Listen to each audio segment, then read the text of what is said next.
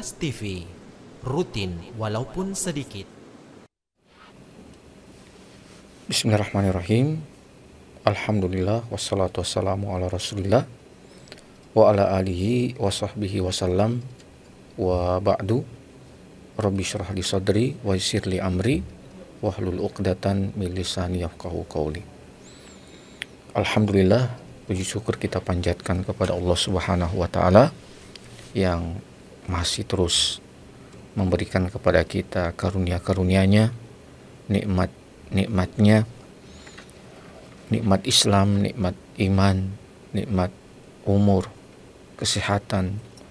Semua ini tentu adalah merupakan karunia dari Allah yang patut untuk selalu kita mengagungkannya, untuk selalu kita mensyukurinya, karena sungguh nikmat ini tidak bisa untuk kita menilainya dengan harta benda, tidak bisa kita mengukurnya dengan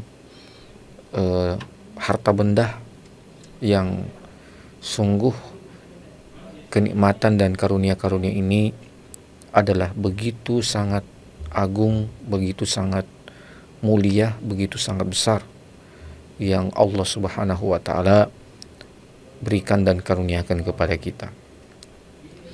Salam dan salawat senantiasa tercurahkan kepada baginda Nabi kita Muhammad sallallahu alaihi wasallam beserta kepada keluarga-keluarga tercinta beliau, kepada para sahabat-sahabat beliau ridwanullahi ta'ala alaihim, dan kepada seluruh umat Islam, kaum muslimin yang selalu berusaha untuk berada dalam petunjuk-petunjuk dan berada dalam nilai-nilai yang telah diajarkan oleh Nabi kita Muhammad sallallahu alaihi wasallam. Nah, pada kesempatan yang berbahagia ini kita kembali akan membahas tentang tokoh daripada tokoh-tokoh tabi'in yang kita berharap kita bisa mengambil pelajaran-pelajaran, kita bisa mengambil ibrah-ibrah dari penggalan-penggalan kisah kehidupan para tokoh-tokoh tabi'in tersebut. Nah, pada kesempatan yang berbahagia ini kita akan menghadirkan satu tokoh tabi'in yang sangat begitu mulia, sangat begitu agung, yaitu Al-Qasim bin Muhammad.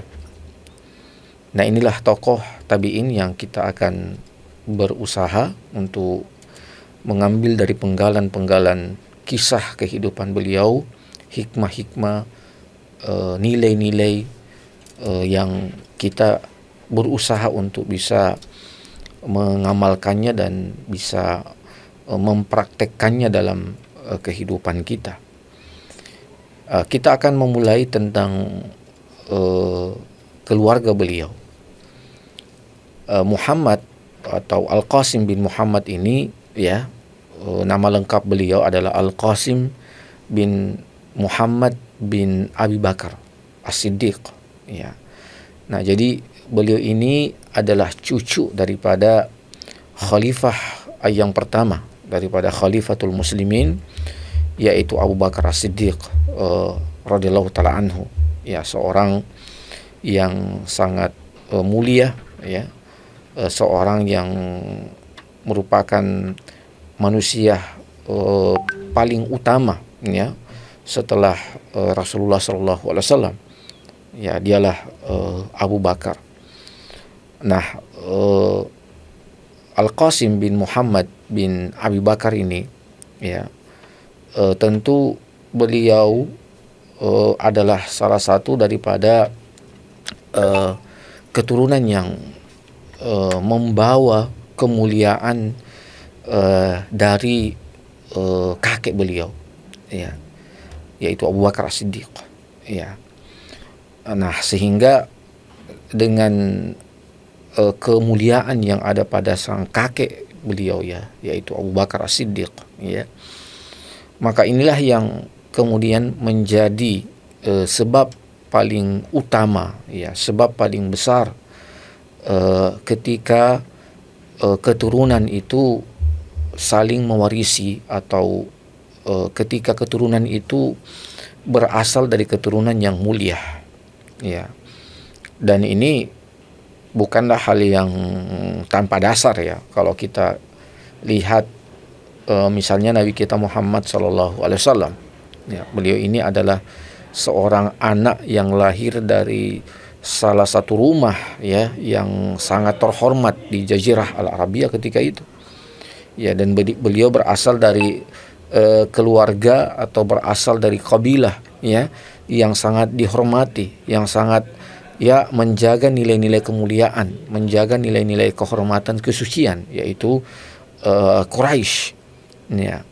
Nah, jadi, ya, dengan persambungan antara dari keluarga yang mulia seperti itu, kemudian dari suku yang mulia seperti itu, maka inilah yang merupakan tanda-tanda daripada kemuliaan seseorang, ya. Jadi Allah Subhanahu wa taala ketika ingin mengangkat, ya, kemuliaan pada hambanya, maka sebelum kemuliaan itu dia dapatkan, atau sebelum kemuliaan itu dia raih, maka ada tanda-tanda, ya, yang mengantarkan dia kepada, ya, kemuliaan tersebut, atau yang akan membawa dia kepada kemuliaan tersebut. Ada tanda-tanda, ya, ada peristiwa-peristiwa, ya. Nah, kalau kita misalnya, ya, ambil, ya, dari beberapa peristiwa, ya, yang membawa hamba tersebut kepada kemuliaannya, kepada kerasulannya, atau bahkan, ya, kepada kenabiannya, ya, yang, ya, misalnya kita ambil contoh Nabi Yusuf alaihissalam. Sebelum boleh diangkat menjadi seorang nabi, itu ada peristiwa yang mengantarkan dia untuk bisa menjadi manusia mulia, ya. Ada peristiwa, ya, misalnya beliau dimasukkan ke dalam sumur, ya, oleh saudara-saudara beliau, ya, tapi beliau selamat, ya. Nah, ini sesuatu yang luar biasa, ya, sehingga ini peristiwa yang membawa sebenarnya menjadi pengantar, ya, beliau untuk menjadi seorang manusia mulia, ya. Nah, sama juga dengan Nabi Musa alaihissalam. Ada pengantar, ada peristiwa, ya, yang kemudian menjadi pengantar untuk, ya, Nabi Musa itu mendapatkan kemuliaan dari Allah Subhanahu wa taala, ya. Beliau dihanyutkan oleh sang ibu, ya, karena ketika itu ada aturan dari raja penguasa Mesir ketika itu, Firaun, ya, untuk membunuh semua anak laki-laki yang lahir. Nah, dia Nabi Musa itu dihanyutkan oleh sang ibu, ya, tapi beliau selamat, ya. Nah, ini sesuatu yang luar biasa, ya, yang tentu, ya, menjadi pengantar bagi beliau untuk menjadi seorang manusia yang mulia, ya. Nah, sama juga dengan Nabi Isa alaihissalam, ya, ada peristiwa yang mendahului, ya, atau yang mengantar untuk beliau menjadi seorang manusia mulia, ya. Jadi beliau itu dilahirkan tanpa ayah, ya, Nabi Isa alaihissalam. Nah, ini adalah merupakan pengantar seseorang itu menjadi manusia yang mulia. Nah, sama juga dengan Nabi kita Muhammad SAW, ya, beliau lahir dalam keadaan sebagai seorang anak yang yatim, ya. Kemudian setelah beliau lahir usia 6 tahun, sang ibunda wafat, ya. Kemudian usia 8 tahun sang kakek wafat, Abdul Muthalib, ya. Lalu banyak peristiwa-peristiwa sejarah, ya, yang menjadi pengantar sebenarnya untuk beliau itu, atau Nabi kita Muhammad SAW itu menjadi seorang nabi, ya. Beliau menjadi seorang pengembala kambing, ya, ini menjadi pengantar, ya. Beliau punya tanda nubuah, ya. Beliau tidak apa ya, disebutkan itu beliau tidak banyak ya bergaul dengan kebanyakan pemuda-pemuda di masa itu yang apa ya, yang sibuk dengan hal-hal yang sia-sia, hal-hal yang tidak bermanfaat. Ya, beliau jauh dari semua itu. Beliau tidak pernah menyembah berhala, ya. Nah, ini semuanya adalah merupakan peristiwa-peristiwa yang menjadi pengantar kepada seorang hamba untuk meraih kemuliaan itu, meraih keutamaan itu. Nah, sama halnya dengan tokoh kita hari ini, yaitu Al-Qasim bin Muhammad bin Abi Bakar.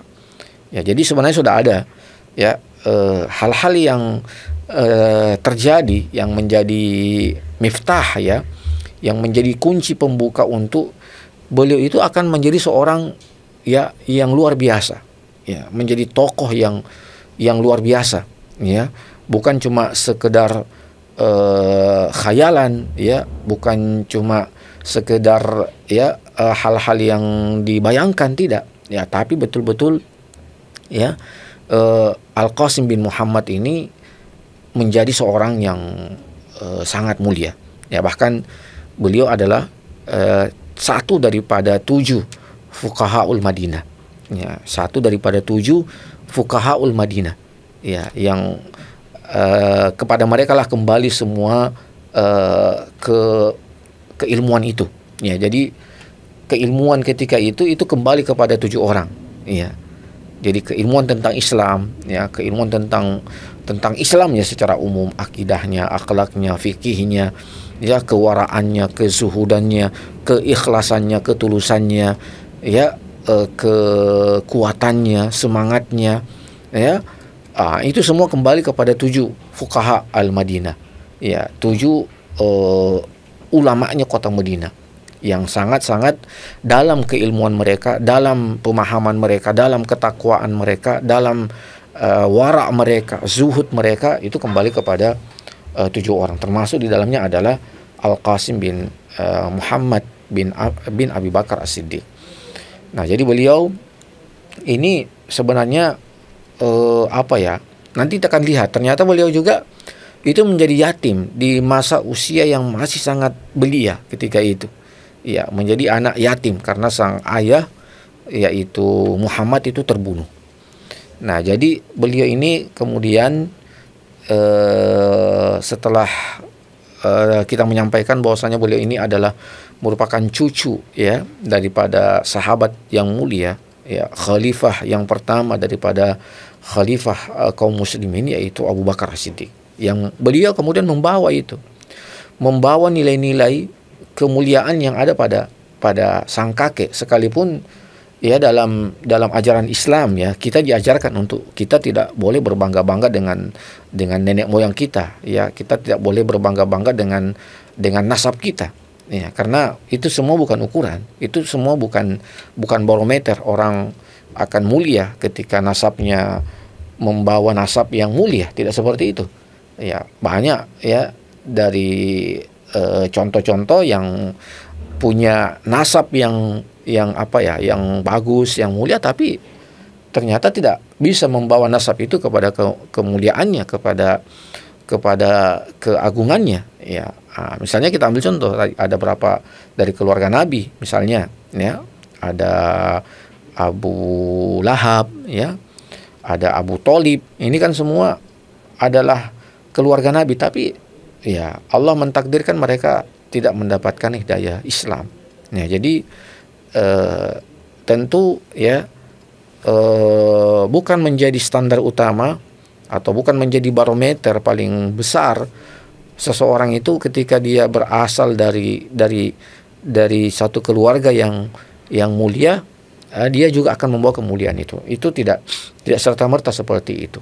Ya, tetapi ya kebanyakannya bahwa keluarga itu sangat penting. Ya, keluarga itu sangat penting. Ya, artinya keterkaitan antara ya keluarga itu dengan ya keturunannya itu sangat bergantung sekali juga. Ya, kita tidak bisa memungkiri hal itu. Makanya semua para nabi dan semua para rasul itu bersaudara. Ya. Artinya mereka dari satu keluarga. Ya. Dari satu keluarga. Ya, misalnya Ibrahim alaihissalam.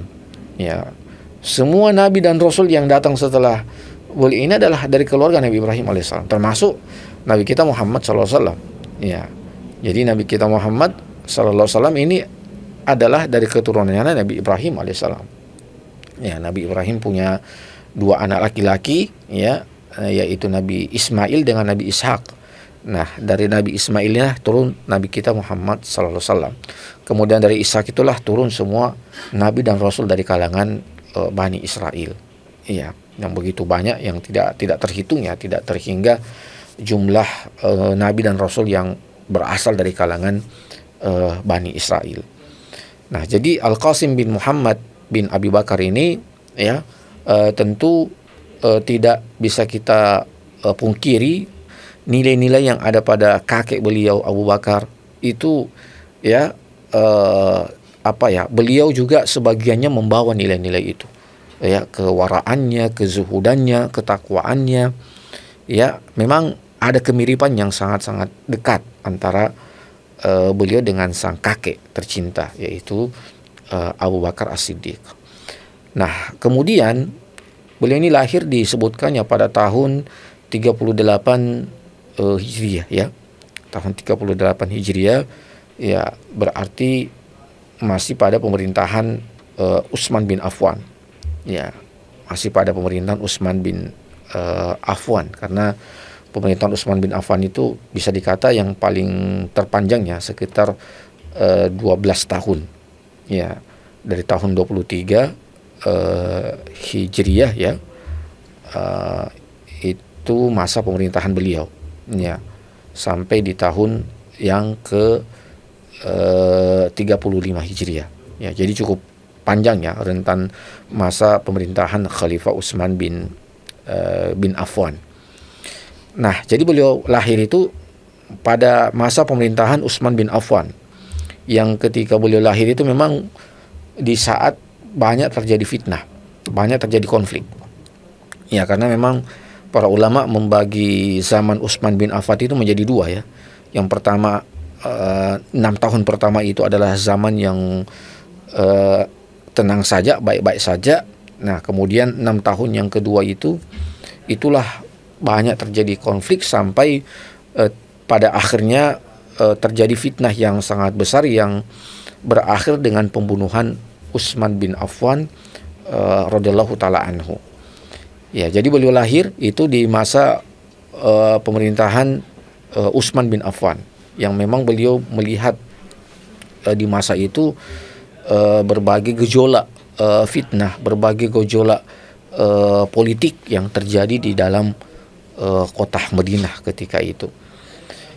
Nah, karena begitu bergejolaknya kota Madinah ketika itu, ya, sampai terbunuhnya Utsman bin Affan, yang ternyata kalau kita kembali kepada sejarah bahwa terbunuhnya Utsman bin Affan ini tidak lepas daripada peran seorang tokoh yang bisa dikata sebagai kepalanya orang-orang munafik, ya, Rasul Munafikin, yaitu Abdullah bin Saba. Nah, Abdullah bin Saba inilah yang kemudian mampu mengobarkan api fitnah, ya, membakar api fitnah sehingga menjadi besar.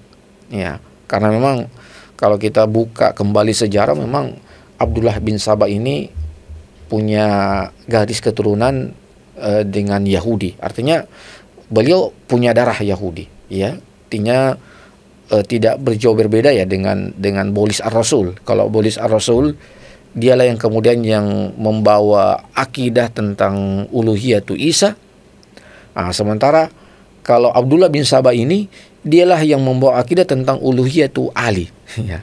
Jadi coba bagaimana kita membayangkannya, seorang tokoh Abdullah bin Saba yang merupakan pendiri pencetus daripada Syiah, ya, yang ya bisa dikata sebagai kalau di masa Ali ketika itu Syiah itu cuma terbagi 3. Ada yang namanya Syiah Al-Mufaddilah, kemudian ada yang namanya Syiah As-Sababah, kemudian ada yang namanya Syiah Al-Ghulat.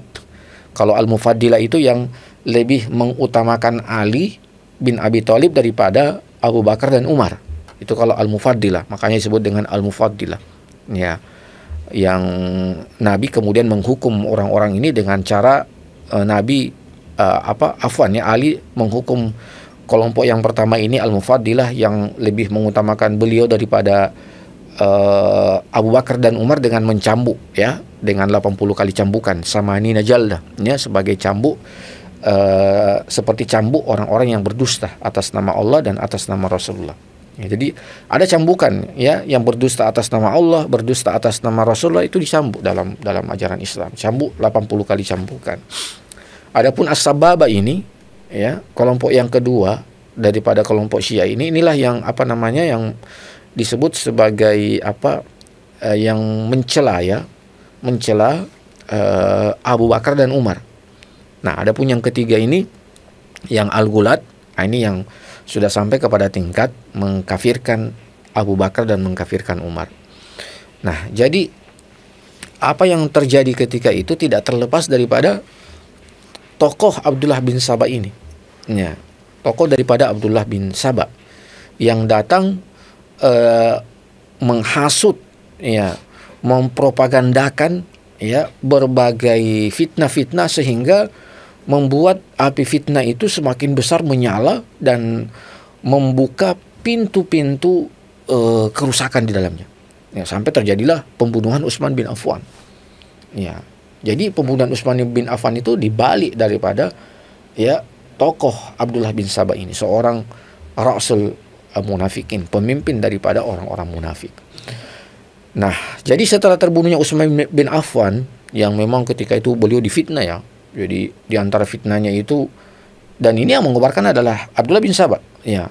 Yang mengobarkan fitnah itu Abdullah bin Saba dengan mengatakan bahwasanya, ya, Utsman bin Affan tidak bersikap adil. Artinya beliau bersikap nepotisme dalam pemerintahan. Ya. Ini yang menyebarkan siapa? Ini Abdullah bin Saba. Mengatakan Utsman itu menempatkan orang-orang yang tidak berhak pada manasib, ya, pada tempat-tempat pemerintahan yang sebenarnya tidak cocok bagi mereka. Nah, ini yang diisukan, ini yang dilempar, ya. Ini yang dilempar di masyarakat ketika itu, ya, sehingga menimbulkan ketidakpercayaan lagi masyarakat kepada Utsman bin Affan. Ya, apalagi ketika itu wilayah Islam sudah sangat luas, ya, sehingga Abdullah bin Saba juga mampu memberikan pengaruh kepada para gubernur-gubernur yang ada di luar kota Madinah. Nah, inilah yang kemudian menjadi cikal bakal daripada terbunuhnya Utsman bin Affan, karena dibalik tokoh munafik, yaitu Abdullah bin Saba ini. Nah, jadi ketika terjadi perpindahan kekuasaan dari Utsman bin Affan kepada Ali bin Abi Thalib, maka Ali bin Abi Thalib ini memilih sang ayah daripada Al-Qasim, yaitu Muhammad bin Abi Bakar ini, untuk menjadi gubernur Mesir. Ya.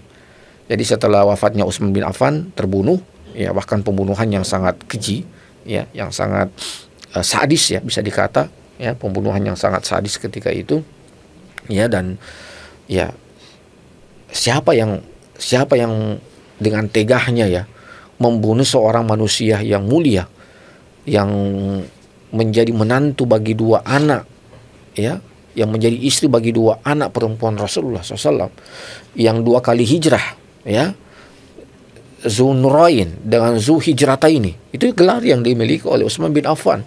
Zunnurain artinya memiliki dua cahaya karena menikah dengan dua anak perempuan Rasulullah. Zuhijrataini karena dua kali hijrah, ya, dua kali hijrah beliau. Nah, jadi ini, ya, suatu hal yang bukan kecil, ya, permasalahannya, sampai beliau harus terbunuh dalam peristiwa yang sangat-sangat mengerikan, ya, sangat-sangat sadis, ya, kalau bisa dikata seperti itu.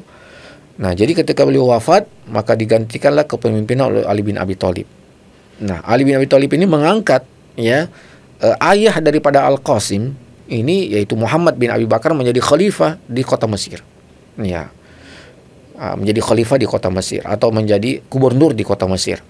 Tetapi kembali fitnah itu berkobar di Mesir, ya, yang tidak terlepas dari peran seorang yang bernama Abdullah bin Sabah ini. Nah, ternyata dia kembali menghasut, ya, dan terjadilah fitnah yang besar sehingga terjadilah pembunuhan kepada sang ayah, ya, daripada Al-Qasim ini.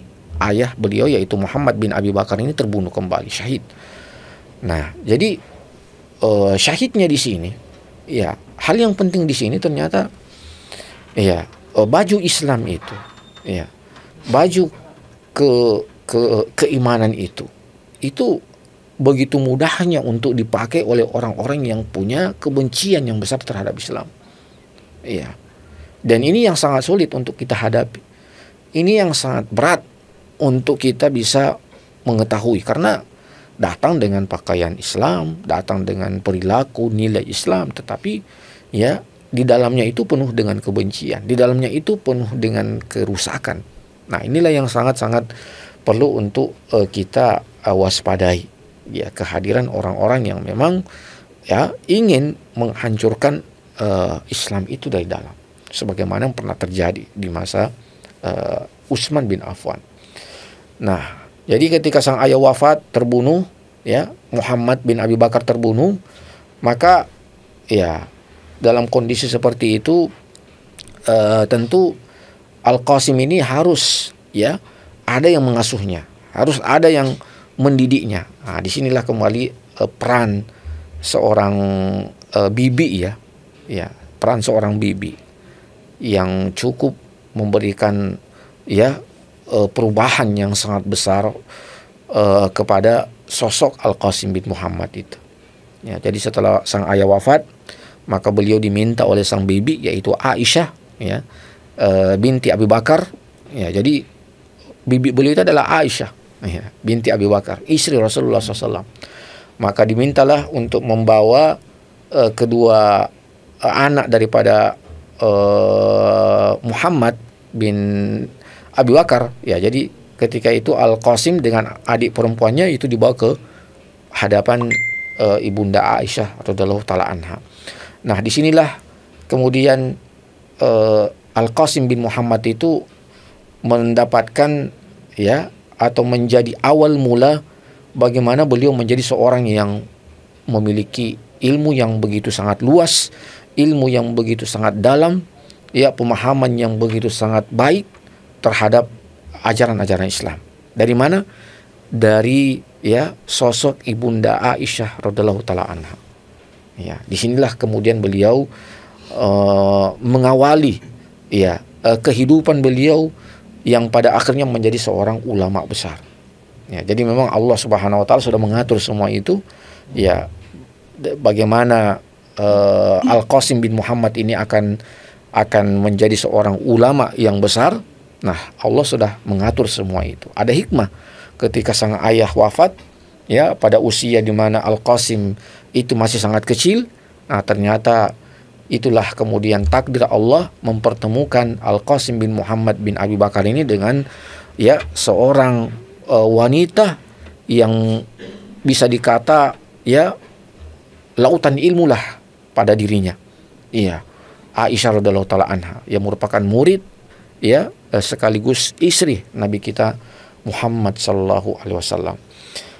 Nah, dan ada hikmah yang lain, iya, bahwasanya Aisyah radhiyallahu taala anha dari situlah juga boleh belajar untuk bagaimana bisa mendidik seorang anak.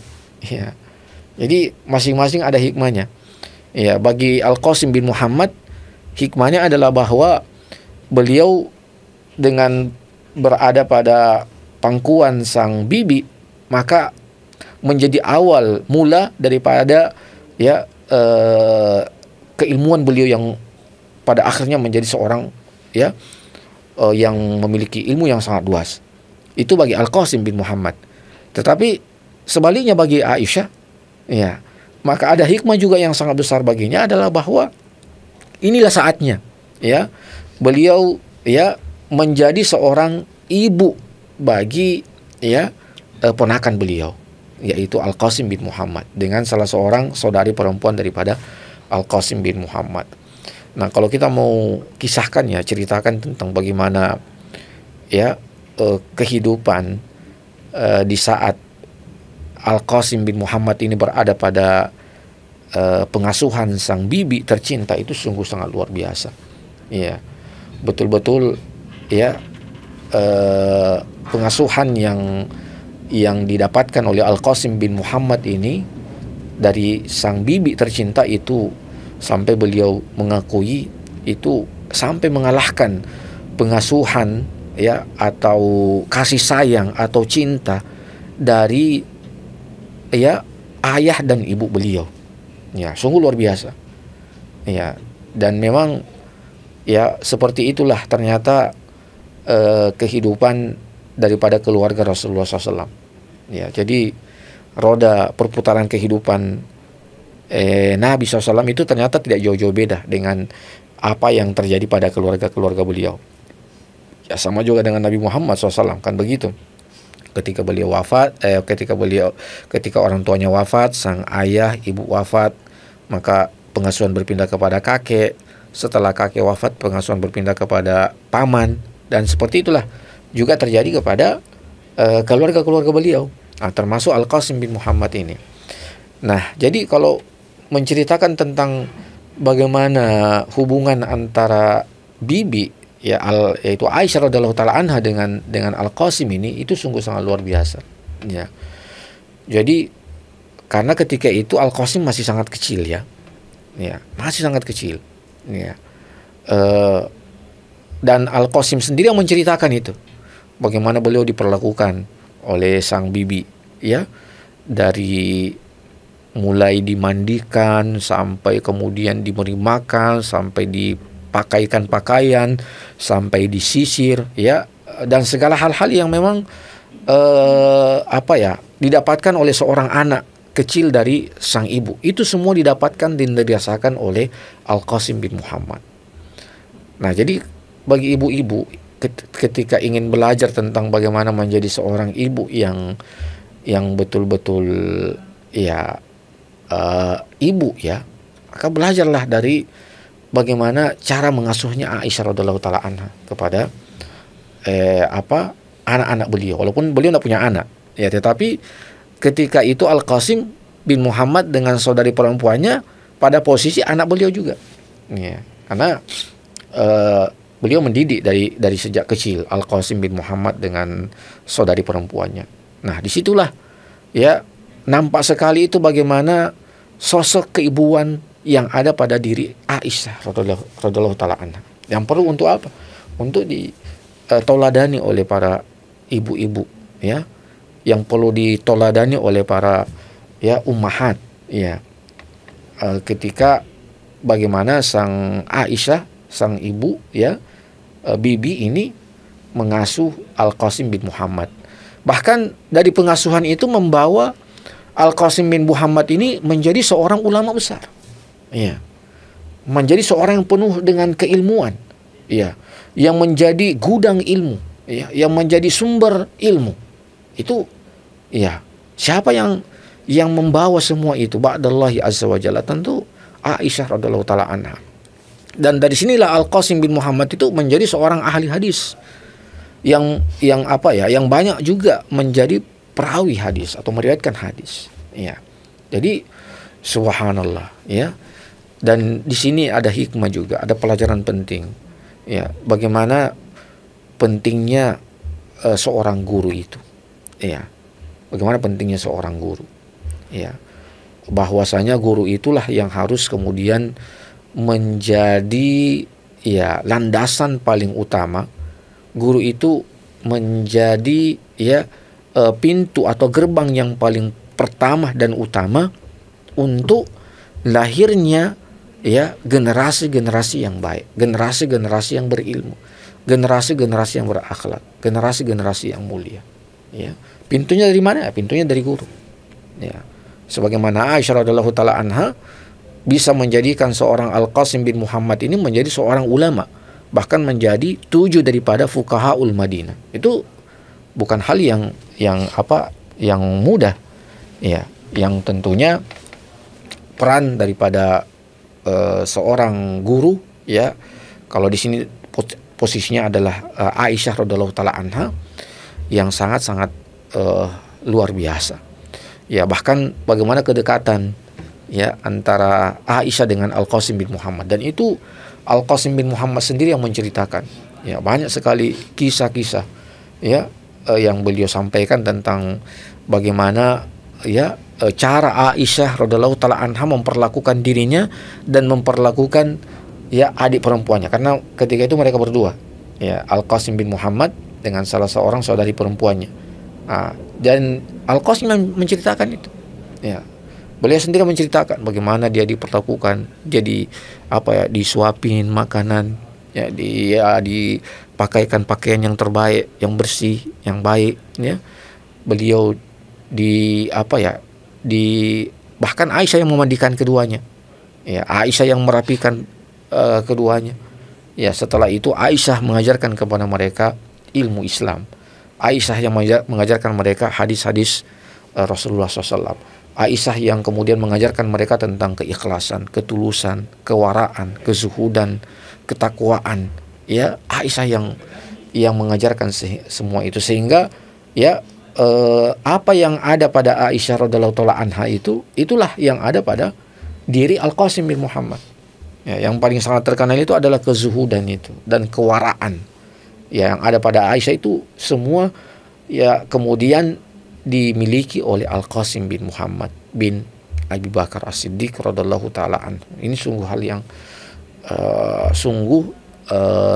tentu sangat luar biasa. Dan ya, Al-Qasim bin Muhammad tentunya menjadi satu hal yang tidak akan pernah beliau lupakan ya, tidak akan pernah beliau lupakan bagaimana ya beliau ini betul-betul sangat-sangat ya berjasa kepada sang bibi tercinta, yaitu Aisyah radhiyallahu taala anha. Makanya beliau membalasnya dengan balasan yang sangat begitu takjub ya, ketika beliau harus berpisah dengan sang bibi tercinta, diambil oleh paman beliau Abdurrahman. Jadi ketika beliau sudah beranjak dewasa, paman beliau lah yang mengambil beliau ya, karena tentunya ketika itu ya beliau sudah harus lebih lebih mandiri ya, karena sudah dewasa, sudah balik ya, dan harus lebih mandiri, harus lebih banyak berinteraksi dengan dunia luar ketika itu. Maka berpindahlah pengasuhan dari Aisyah itu kepada sang paman Abdurrahman bin Abi Bakar. Maka Abdurrahman lah yang kemudian yang mendidik ketika beliau telah dewasa. Tetapi sebagai bentuk penghargaan beliau kepada sang bibi tercinta, beliau membagi hari, membagi waktu. Ya, kalau satu hari itu, maka beliau bagi waktu satu hari beliau di rumah Aisyah ya, karena beliau tidak bisa melupakan jasa-jasa yang pernah beliau dapatkan dari sang bibi ya. Beliau tidak bisa melupakan kenangan-kenangan indah bersama dengan sang bibi. Beliau tidak bisa melupakan kebaikan-kebaikan daripada sang bibi Aisyah radhiyallahu taala anha. Beliau tidak bisa lupakan itu. Makanya beliau sering datang ke rumah Aisyah radhiyallahu taala anha, biasa datang ke Aisyah bertanya, ya mana kuburan sang kakek, ya mana kuburan Rasulullah itu, ya. Maka Aisyah biasa datang mengantar. Ya, boleh tunjukkan kalau yang paling depan ini, yang paling tengah ini dan agak berbeda posisinya, inilah kuburan Rasulullah, itu boleh tunjukkan. Ya, yang ini adalah kuburan kakekmu. Nah, ketika beliau tanya mana kuburan kakek saya, maka Aisyah mengatakan inilah kuburan kakekmu, Abu Bakar. Ya, di sini kuburan Umar bin Khattab. Ya, seperti itu. Ya, betul-betul beliau itu tidak bisa melupakan jasa-jasa ya yang pernah beliau rasakan dari sang bibi tercinta, yaitu Aisyah radhiyallahu taala anha. Nah, kemudian setelah itu beliau menjadi seorang yang sangat dikenal tentang keilmuan beliau di kota Madinah khususnya. Ya. Bahkan para khalifah Bani Umayyah itu banyak memberikan penghormatan yang sangat tinggi kepada Al-Qasim bin Muhammad ini.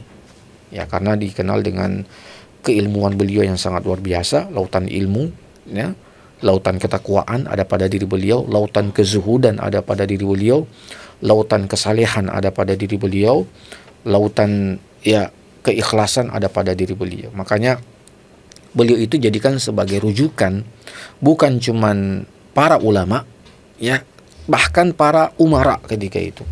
Ya, makanya dalam beberapa peristiwa misalnya Khalifah Al-Walid bin Abdul Malik itu pernah meminta kepada kepada gubernur Madinah ketika itu, yaitu Umar bin Abdul Aziz. Jadi ketika itu Khalifah Bani Umayyah itu berkedudukan di Damaskus, ya. Jadi Khilafah Bani Umayyah itu berkedudukan di Damaskus. Adapun di Madinah, di Mesir, di Irak dan sebagainya ini adalah gubernuran-gubernuran, ya. Jadi Mekah juga seperti itu, gubernur. Nah, ketika itu Al-Walid bin Abdul Malik ini ingin melakukan perluasan, ya, perluasan wilayah Masjidil Haram, Masjid An-Nabawi. Ya, jadi beliau pernah ingin memperluas Masjid An-Nabawi. Nah, maka beliau bersurat kepada Umar bin Abdul Aziz. Ya, beliau berkirim surat ke Umar bin Abdul Aziz dengan intinya begitu. Intinya meminta kepada Umar bin Abdul Aziz untuk mengajak kaum muslimin, ya, karena ini tidak mudah, ya. Ya, karena ketika perluasan itu akan dilakukan, maka risikonya adalah pertama, ya, rumah-rumah istri-istri Rasulullah itu pasti akan dibongkar, ya. Dan tentu, ya, ini akan menimbulkan masalah kalau tidak ditangani dengan baik, ya. Jadi itu risikonya, ya. Rumah-rumah dari para istri Nabi itu pasti akan dibongkar, ya, mengikuti batasan yang paling jauh daripada perluasan Masjid Nabawi itu. Sehingga raja atau Khalifah Al-Walid bin Abdul Malik itu harus mencari orang yang bisa mengajak atau bisa memberikan penjelasan yang baik dan bisa menarik simpati supaya tidak terjadi pertikaian, ya, karena ini bukan hal yang mudah. Maka ketika surat itu sampai, ya, kepada Umar bin Abdul Aziz, maka Umar bin Abdul Aziz juga merasa berat, ya. Ini tidak mudah, ya. Tidak mudah membongkar, menghancurkan rumah-rumah istri Rasulullah, ya, sejauh batas terakhir daripada perluasan Masjid Nabawi. Itu tidak mudah itu, ya. Maka apa yang dilakukan oleh Umar bin Abdul Aziz? Maka dia memanggil Al-Qasim bin Muhammad bin Abi Bakar, ya, ulama yang menjadi rujukan di kota Madinah ketika itu. Beliau panggil, ya, beliau meminta kepada Al-Qasim bin Muhammad, ya, pendapat beliau tentang perluasan masjid itu. Dan ternyata masalah pendapat untuk perluasan Masjid Nabawi itu sangat disetujui oleh Al-Qasim bin Muhammad. Beliau setuju, ya, dengan perluasan Masjid An-Nabawi. Nah, cuma persoalan yang kedua, bagaimana Al-Qasim bin Muhammad ini bisa mengiqna, ya, artinya bisa membuat hati keluarga-keluarga Rasulullah itu dan yang lainnya itu bisa menerima itu keputusan, menerima itu upaya perluasan wilayah Masjid Nabawi. Nah, di sini peran yang sangat besar.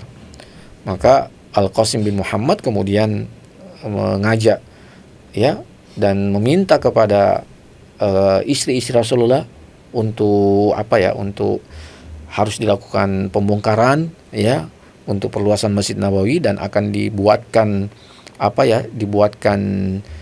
rumah yang bahkan Al-Walid bin Abdul Malik itu berjanji, ya, semua tanah rumah-rumah yang harus diruntuhkan atau tanah-tanah yang harus dibebaskan, itu Al-Walid bin Abdul Malik telah berjanji untuk mengganti dengan ganti yang lebih besar. Ya, misalnya tanah yang harus dibebaskan, ya, maka tanah itu dibebaskan dengan pembebasan yang sangat besar. Artinya dibeli dengan harga yang besar, ya, dibeli dengan harga dengan nilai yang besar. Sama juga dengan rumah keluarga Rasulullah, maka harus diganti dengan nilai yang besar juga.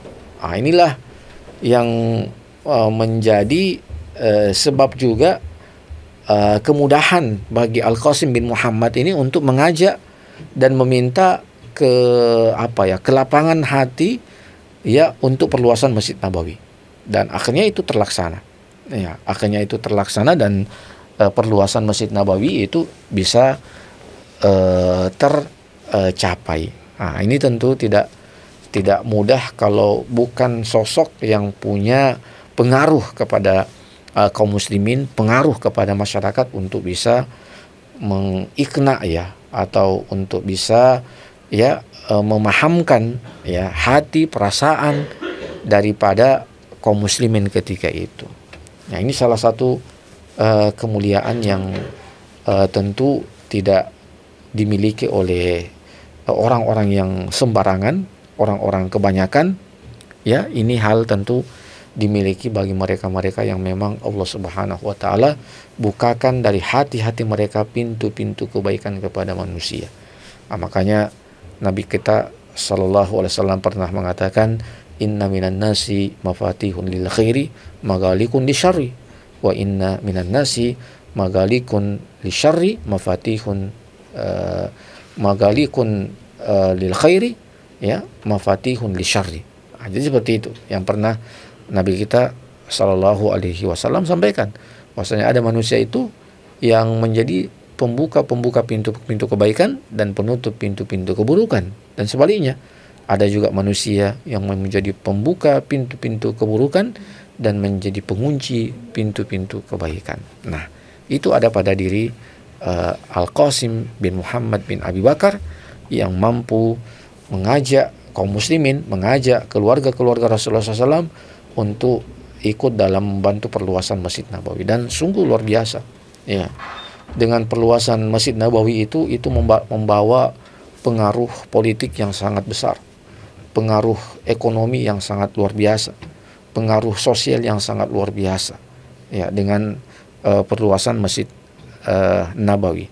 Artinya Masjid Nabawi ini betul-betul punya kedudukan yang sangat besar di hati kaum muslimin ya, punya sejarah yang sangat besar pada sejarah peradaban Islam dan kaum muslimin ya, menyimpan nilai-nilai sejarah yang tidak akan pernah terlupakan ya, menyimpan nilai-nilai keilmuan yang sangat luar biasa ya dari Masjid Nabawi ini, melahirkan para tokoh-tokoh, para ulama-ulama ya dari Masjid Nabawi ini, dan juga menjadi corong ya, atau menjadi mercusuar untuk tersebarnya Islam di seantero dunia sampai hari ini.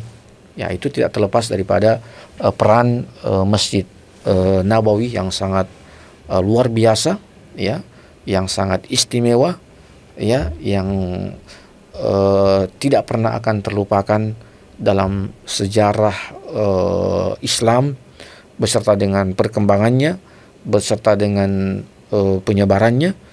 Dari Masjid Nabawi inilah betul-betul ya kita akan memahami dan mengetahui bagaimana Islam itu dibawa oleh Nabi kita Muhammad dan disebarkan oleh Nabi kita dan juga oleh para sahabat-sahabat Rasulullah sallallahu alaihi wasallam radhiyallahu taala anhum.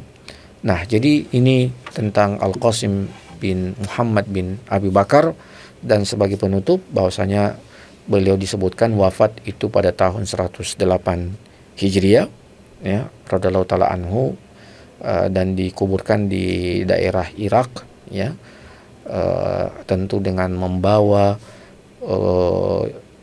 berjuta-juta kenangan ya, membawa berjuta-juta ilmu, membawa berjuta-juta ya nilai-nilai yang sangat-sangat besar ya pengaruhnya terhadap perkembangan, penyebaran dan kekuatan Islam sampai hari ini.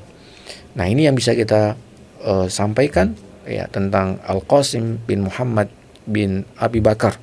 Ya, mudah-mudahan para pendengar, para pemirsa Ruas TV dimanapun Anda berada bisa mengambil ibrah, pelajaran-pelajaran dari apa yang telah kita sampaikan tentang biografi kehidupan daripada Al-Qasim bin Muhammad.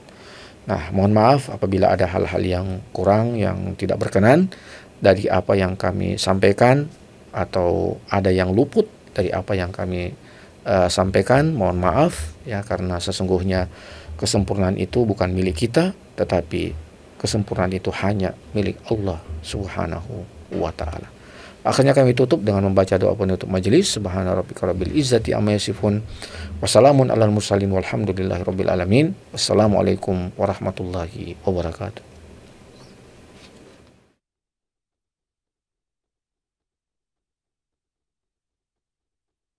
أعوذ بالله من الشيطان الرجيم.